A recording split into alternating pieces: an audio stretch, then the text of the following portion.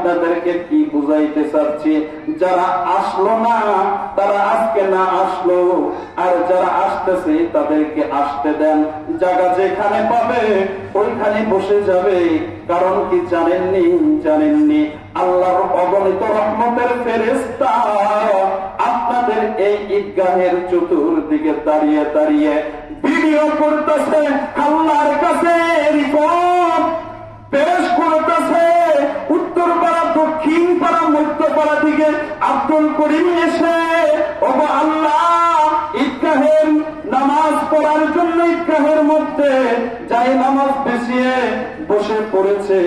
ওগো আল্লাহ, উত্তর পাড়া থেকে আব্দুর রহিম আসছে, দক্ষিণ পাড়া থেকে আব্দুল কুদ্দুস আসছে, আপনি আর আমি যারা এসেছি সকলের নাম ফেরেশতারা আল্লাহর কাছে পেশ করতেছেন। চিল্লায়ে পড়েন সুবহানাল্লাহ।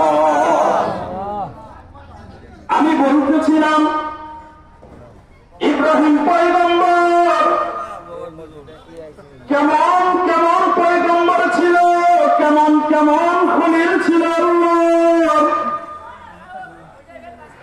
আল্লাহর পয়গম্বর, আল্লাহর খলিল মানুষের দ্বারে দ্বারে দিনের দাওয়াত দিচ্ছিল। বেঈমান মুরতাদ কাফেরদের, নাস্তিকদের কথা অনুযায়ী ইব্রাহিম নবীর পিতা আজরকে অর্ডার করলো যে তোমার সন্তানকে দুনিয়ার মধ্যে রাখবো না। শয়তানের কথা মোতাবেক ইব্রাহিম নবীকে আগুনের মধ্যে নিক্ষেপ করবে, আগুনের মধ্যে নিক্ষেপ করবে। আল্লাহর খলিলকে অগণিত মানুষ ধরে যখন আগুনের মধ্যে নিক্ষেপ করবে, এমন তো অবস্থায় তাকে তো নাড়াচাড়া করে, তাকে তো উপরের দিকে কোনো কিছুই করতে পারতেছে না, খলিলকে তো উঁচু করতে পারতেছে না। এমন তো অবস্থায় শয়তান মরদুদ নমরুদকে বলতেছে, ও নমরুদ, আপনি যতই চেষ্টা করেন না কেন এই খলিলকে এই জায়গা থেকে কিঞ্চিত পরিমাণও জাগাতে পারবেন না। কেন, কি হয়েছে? কয়েক খলিলকে, ইব্রাহিম পয়গম্বরকে আল্লাহর অগণিত রহমতের ফেরেশতা ধরে আছে। এইখান থেকে তাহলে কিভাবে তাকে উঁচু করব? শয়তান নমরুদকে বুদ্ধি দিচ্ছে।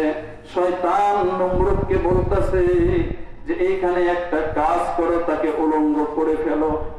কেউ উলঙ্গ করার জন্য সাহস পাচ্ছে না।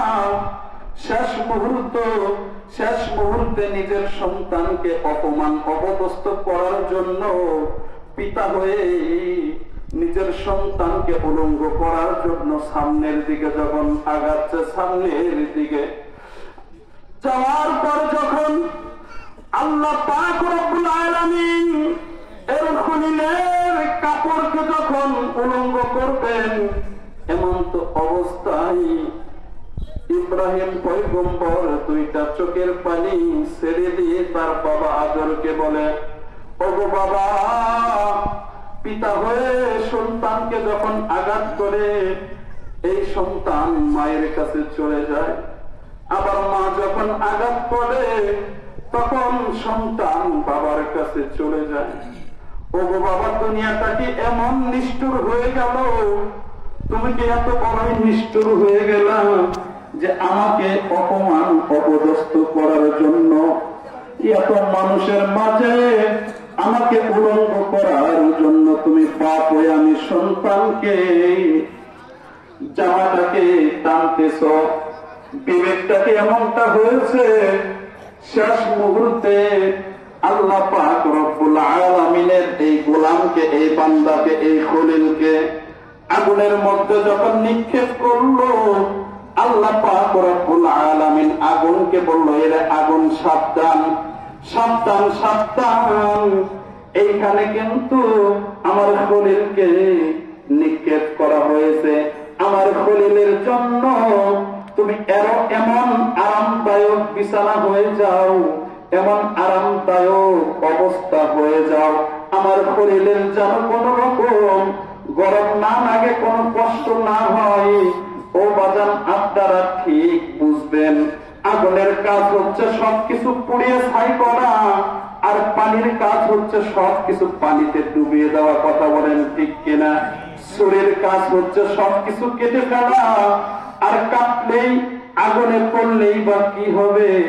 আপনার প্রাইম মিনিস্টার, প্রধানমন্ত্রী যখন আপনাকে অর্ডার করবে, ওই অর্ডারের উপরে কাজ করবেন। কথা বলেন ঠিক কিনা?